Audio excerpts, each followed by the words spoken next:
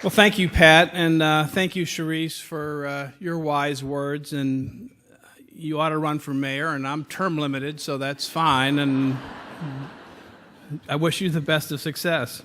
I'd like to acknowledge some of the elected officials who are here.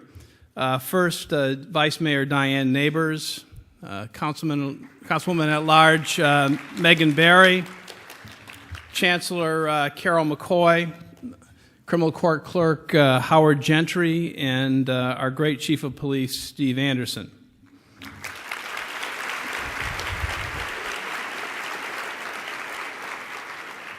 The YWCA is a critical organization for the empowerment, protection, and advocacy of women and girls in this community.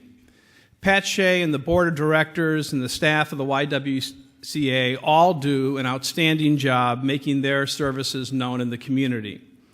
This morning, we are here to celebrate the many wonderful programs the YWCA offers, such as GED preparations, Girls Inc., which runs one of the neighborhood after-school programs that the mayor's office is involved in, and the Women's President's Organization.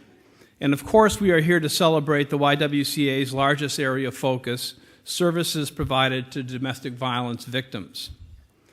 I honestly do not know what our city would do and what domestic violence victims and their children would do without the YWCA's domestic violence shelter, transitional housing program, and support groups.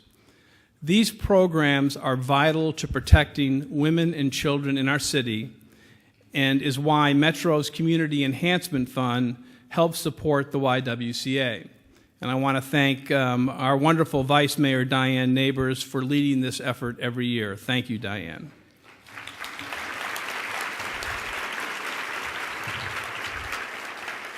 Having spent nearly 16 years of my career as a public defender, I've seen firsthand the impact domestic violence has on households and the cyclical effect it can cause. Too many of my clients were young men who had grown up in violent homes. And that is why I have launched a community-wide domestic violence safety assessment. With one of the people on my staff taking the lead, we have 50 community members, including staff members of the YWCA, evaluating where our system leaves gaps in victim safety and the safety of those victims' children.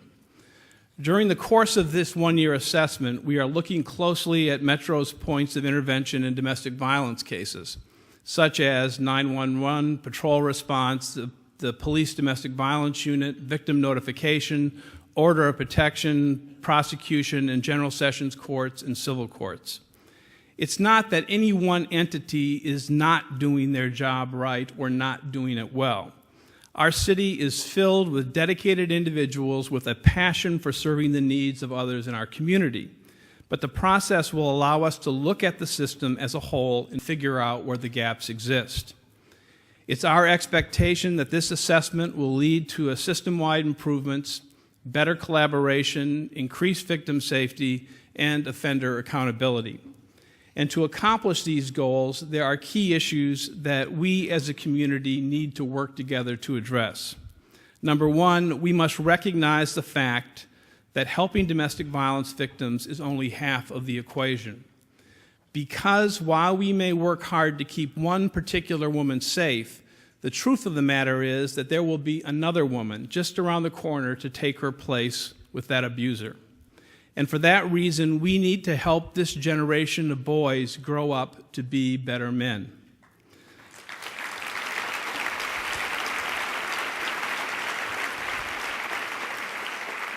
Number two, we also need to be mindful that just because a woman gets out of one dangerous relationship, it does not mean that she will not end up in another, possibly more dangerous relationship. Over the past 10 years, 23% of the domestic-related homicides in our county involve victims who had reported domestic violence against someone else in their past. Clearly, the escalation of domestic violence often picks up where it left off, just with a different partner.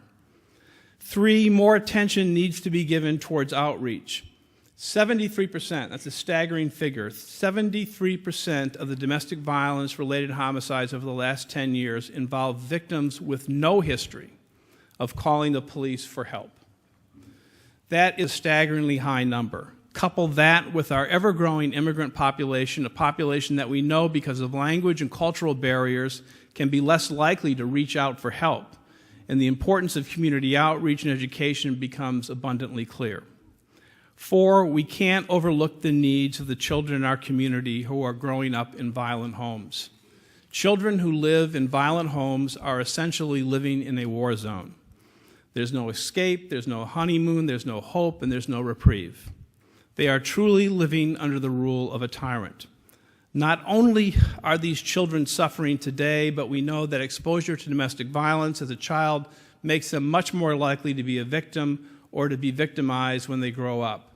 We have to intervene with greater passion and focus if these children are to have any chance of overcoming their circumstances. Like the YWCA, I am serious about this issue and join Pat Shea in saying that I want Nashville to be the safest city in the country for women.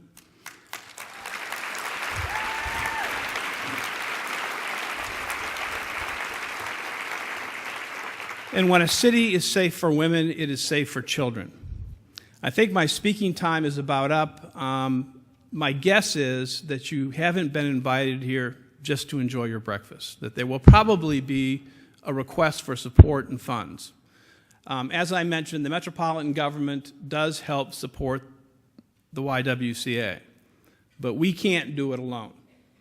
We just can't. To solve this problem, to give the support to women and children of this community that we need to provide, to make this the safest city for women and children in this entire country, it has to be a public-private partnership. And the YWCA depends so much on your support, particularly your financial support. So maybe I'm wrong, maybe there won't be a request, maybe you just get dessert or something. But if I'm right, please, please support the YWCA and answer their call for financial assistance. Thank you.